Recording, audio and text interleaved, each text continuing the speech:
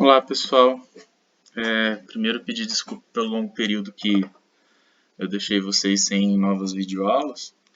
Eu espero que vocês entendam que as videoaulas que vieram antes dessa foram bastante longas e que por isso foi tratado conteúdo de vários encontros nossos nessas duas videoaulas que foram postadas aí, tá? E por isso hoje eu volto para a gente continuar conversando sobre células. E o assunto que a gente vai tratar hoje é a divisão celular.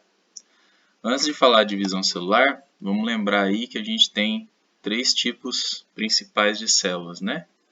A célula procariótica, que é a célula que não tem organelas membranosas. A célula eucariótica vegetal, que tem organelas membranosas e carioteca. E a gente diferencia do animal pela presença dos cloroplastos. E a célula eucariótica animal, que não tem cloroplastos, mas tem o centríolo, né, que é também exclusivo desse tipo de célula. Falando de divisão celular, eu preciso falar para vocês que a gente tem dois tipos de divisão, a mitose e a meiose. E deixar claro para vocês que sempre que eu perguntar que tipo de divisão celular, para que serve a meiose, para que serve a mitose, a meiose ela tem uma única função, que é gerar gametas. Então, um menino, um homem, né, faz espermatozoides através de lá dentro do testículo dele, através da meiose. Assim como a mulher, os óvulos são gerados através da meiose. E a gente vai falar disso mais para frente. Então, para que as células precisam se dividir? A primeira razão é para a reprodução. Mas essa reprodução pode ser além de gerar gametas, né, espermatozoide e óvulo. Vocês devem se lembrar que bactérias mesmo, por exemplo, elas se reproduzem simplesmente dividindo em duas. E é uma mitose, tá? Isso não é meiose. Então, se é uma reprodução que não gera gametas, é por mitose, tá? A segunda razão para as células se dividirem é o crescimento. Então, pensando aí em vocês, provavelmente vocês devem ter um monte de fotinhas antigas pequenininhos, né? E aí a gente lembra que você vem de uma célula só, que é o zigoto, que é resultado da fecundação do óvulo pelo espermatozoide. Essa célula se dividiu, foi se dividindo, gerando tecidos, gerando órgãos, sistemas, até gerar você, que é um organismo, né? E esse organismo nasceu pequeno e foi crescendo e se desenvolvendo. E no caso de vocês, alunos de primeiro ano, vai se desenvolver ainda por algum tempo, né? E isso é o crescimento e ele acontece graças à divisão celular, tá? Além disso, quando a gente se machuca, a gente precisa regenerar esses machucados que a gente fez, né? O exemplo aqui dessa pessoa que machucou o dedo, né, ela foi fotografando o processo de cicatrização. Quem faz esse processo de cicatrização a nível celular é a mitose, a divisão celular. Ou essa estrela do mar, que perdeu aí 3 braços, né? Esses braços estão se regenerando através de mitose. Além de crescimento e regeneração, acontece muitas vezes, o tempo todo na verdade, da gente ter células mortas na superfície do nosso corpo ou no interior de cavidades que são desprendidas da gente. E se só morrer e desprender célula da gente e a gente não repor essas células, isso vai causar um problema, vai desestruturar esse tegumento e a pele, né? Então, pensando aí em boca, esôfago, sistema digestório, né? São todas cavidades que as células morrem, são eliminadas e precisam ser substituídas. Outro caso onde a gente tem divisão celular em caso de proteção, por exemplo, de uma área que sofre um atrito contínuo por muito tempo. Quem toca violão, quem faz academia, quem mexe com inchada, né, trabalhos manuais mais pesados, deve notar que aquele ponto onde a corda do violão pega o tempo inteiro para fazer os acordes na mão esquerda, ou a palma da mão, de segurar a barra, de segurar a enxada, pá, a pele daquela região onde tem mais fricção, ela engrossa, né? Ela engrossa porque aquela área é estimulada a fazer divisão celular e aumentar a espessura da pele para proteger as camadas inferiores que são mais sensíveis, né? Agora, uma coisa que a gente tem que pensar é que essas divisões celulares elas precisam ser controladas. E ela é controlada a nível celular mesmo. Existem receptores na membrana celular que informam para a célula que ela deve parar de se dividir. Quando esse controle dessa divisão é perdido, acaba que as células às vezes perdem o controle dessa divisão e se dividem indefinidamente. E isso é o que a gente costuma chamar de câncer, tá? Aqui, por exemplo, é a foto de um rim de uma pessoa que tem um tumor enorme aqui. Então, tinha divisão celular, estava tudo normal. Essa divisão celular se exacerbou, começou a dividir demais e gerou esse corpo amorfo de células que se reproduzem indefinidamente, que é o conhecido câncer. Isso acaba inutilizando o órgão, como por exemplo aí o rim. E se essas células caírem na corrente sanguínea, pode acontecer o que é chamado de metástase, né? Ela ir para outro lugar e continuar se dividindo. Existem alguns fatores que podem fazer com que a gente tenha mais chance de ter câncer. E um deles acho que é bastante conhecido de vocês, que é o fumo, né? Vocês já devem ter ouvido falar que fumar gera câncer. Por quê? A fumaça entrando dentro do nosso pulmão, ela vai matar células. E essas células, o nosso corpo vai trabalhar para substituí-las. Fica matando, substituindo, ainda com substâncias químicas como nicotina, alcatrão. Isso aumenta a chance de que a célula perca o controle das suas divisões. É lógico que isso é aliado a uma tendência genética, né, para isso. Tem gente que fuma a vida inteira e não tem nada, mas tem gente que com um cigarro já desenvolve um câncer. Então tem que tomar cuidado porque você não sabe qual dos dois você é. Né? E aí, por exemplo, só para vocês terem uma ideia das alterações, né? Aqui é o pulmão de uma pessoa não fumante sadia e aqui o pulmão de uma pessoa fumante. Notem que não é só o pulmão que é diferente, né? Todo escurecido pela fumaça. O coração dessa pessoa também é maior. E coração grande não é bom, porque um coração grande não tem tanta eficiência em bombear o sangue quanto um coração de um tamanho normal. Então, essa pessoa tem o seu sistema cardiorrespiratório bastante comprometido e esse comprometimento é devido ao uso do cigarro. E é importante que a gente lembre que o fumante, que pode ter problemas com a fumaça e até um possível câncer, não é só aquele que faz o ato ativo de fumar, né? Se você mora com seus pais e alguém dentro da sua casa fuma, você é um fumante passivo. E você está sendo exposto a esse risco mesmo que você não queira, certo? Então é importante que isso fique claro.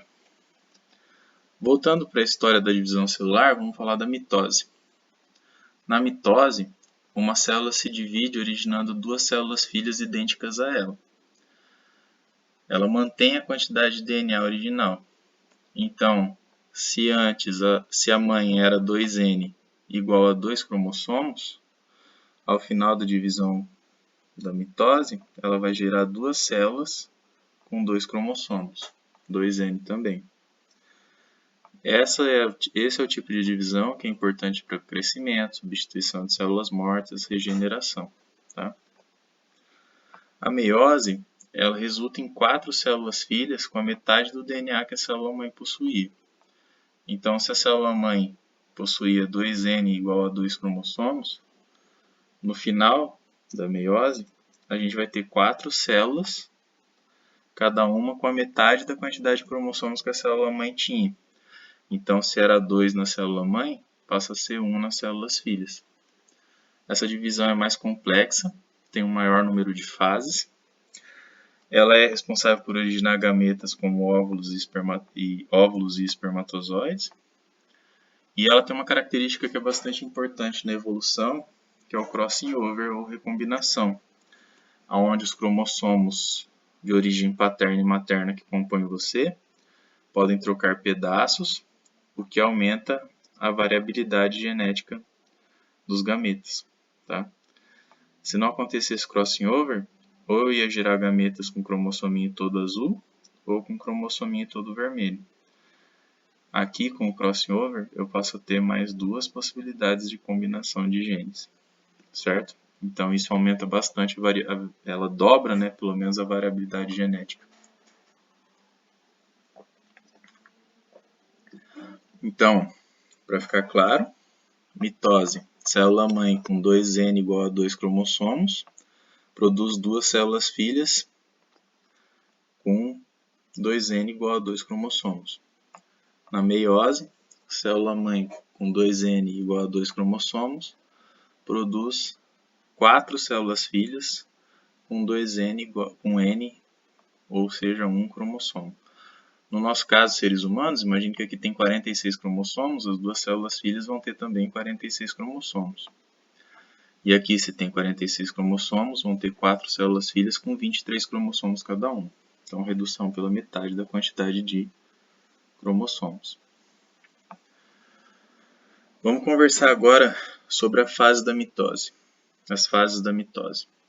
Uma coisa que vocês precisam ter na cabeça de vocês é que a célula não fica parando a cada final de fase, sinalizando que fase é. É um processo contínuo que acontece. E esse processo, a gente observando ele no microscópio, nós dividimos ele em fases para que facilitasse o estudo deles, certo? Então, na mitose acontece uma duplicação cromossômica para cada divisão. O número e a qualidade de cromossomos da célula-mãe são mantidos nas células filhas. Então, isso, em outras palavras, quer dizer que na mitose são produzidas duas células filhas idênticas à célula-mãe inicial. Tá?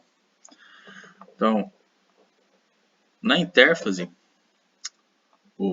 primeira fase da intérfase, os cromossomos estão dispersos e está tendo síntese de proteínas e é o funcionamento normal da célula. A célula não está se dividindo. Quando a célula começa a se preparar para se dividir, os cromossomos começam a se condensar, que é a fase S. Tá? Então, eles começam a se condensar e ficam preparados para a duplicação. Na fase G2, os cromossomos já estão duplicados e a célula já está pronta para começar a se dividir. Aqui é um ciclo celular, tá? Então, G1, cromossomos soltos, expandidos, fazendo proteínas, síntese de proteínas. A célula resolve se dividir.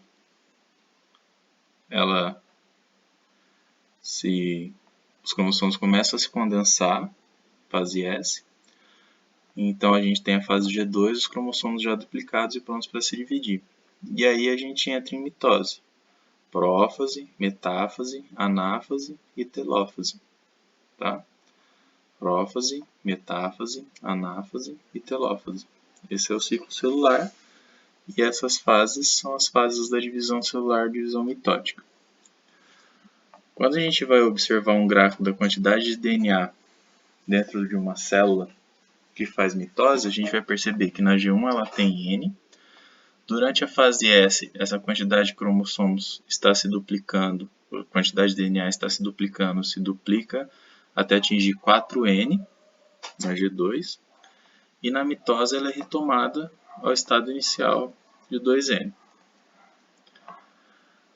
As fases da mitose. Então a gente pega um processo contínuo e divide em fases para estudar melhor, por uma questão didática. A prófase. Os centríolos são duplicados e migram para os polos. Centríolos formam as fibras do fuso mitótico e do áster, que são com os microtúbulos. O nucleolo se desagrega e a membrana nuclear se desorganiza. Os cromossomos são duplicados, se condensam e o fuso mitótico se prende ao centrômero. Então, olha lá.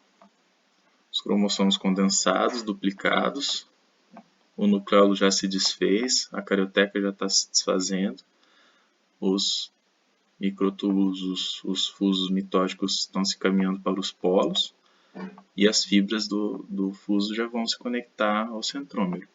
Então, na prófase, os filamentos de cromatina se enrolam, tornando-se grossos e curtos. Cada cromossomo é constituído por 2 cromátidos unidos pelo centrômero. Então, aqui, ó, um cromátido, 2 cromátidos. Os 2 pares de centríolos começam a se afastar em sentidos opostos, formando entre eles os fusos acromático e mitótico. Quando os centríolos atingem os polos, o invólucro nuclear se fragmenta e os nucleolos desaparecem. Mais uma representação de prófase aí para vocês, cromossomos duplicados, centríolos cada um no seu polo e a carioteca se desfazendo. Próxima fase é a metáfase. Os cromossomos estão no máximo da condensação, os cromossomos estão no equador das células, um novo centrômero é constituído e as cromátides irmãs podem se desprender. Então, olha lá, metáfase. Ela é caracterizada pelos cromossomos concentrados no equador da célula. Tá?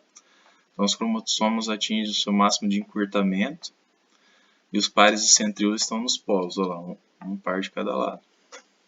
O fuso acromático completa o seu desenvolvimento e os cromossomos se dispõem com centrômeros no plano equatorial com os braços para fora, o que denomina placa equatorial. Olha lá, observado no microscópio é essa imagem que a gente vê.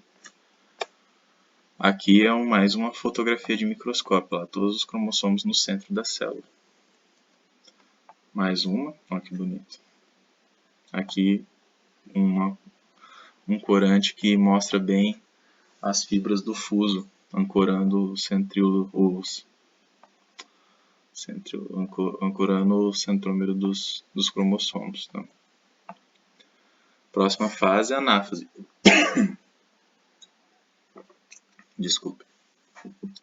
As fibras do fuso se encurtam e as cromátides irmãs são separadas e puxadas para os polos. Então imagina se você fosse puxado pela cintura num líquido, né? Seus braços, sua perna, seu tronco iriam se movimentar na direção oposta da força que está te puxando. É o que acontece com os cromossomos, né? Olha lá.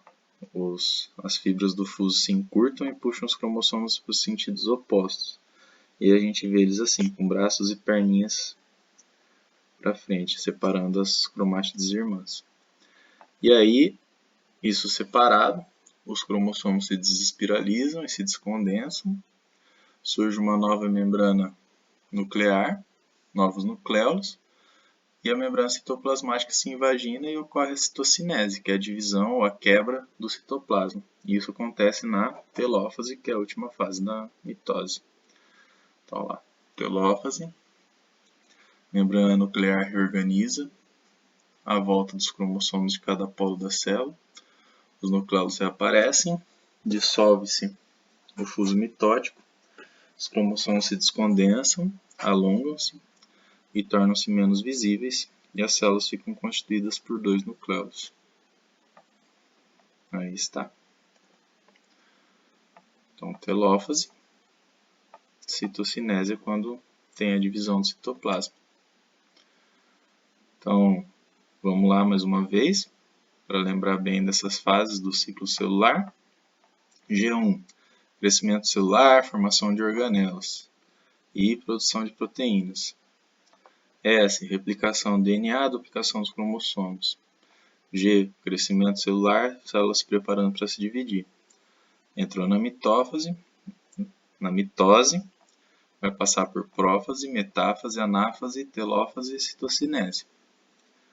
Então, a intérfase é o período compreendido entre o fim de uma divisão celular e o início da outra, e é dividido em G1, S e G2. E mitose é o período durante o qual ocorre a divisão celular, onde está a mitose e a citocinese. Então, as fases mitóticas, mitose ou cariocinese, é o conjunto de transformações durante as quais o núcleo se divide. Então, compreende 4 subfases: prófase, metáfase, anáfase e telófase. Prófase, cromossomos condensados, centríolo migrando para os polos. Carioteca se desfazendo, o nucleolo já sumiu. Metáfase, cromossomos no equador da célula. Anáfase, os cromossomos sendo puxados para os polos. Telófase, as duas novas células se formando.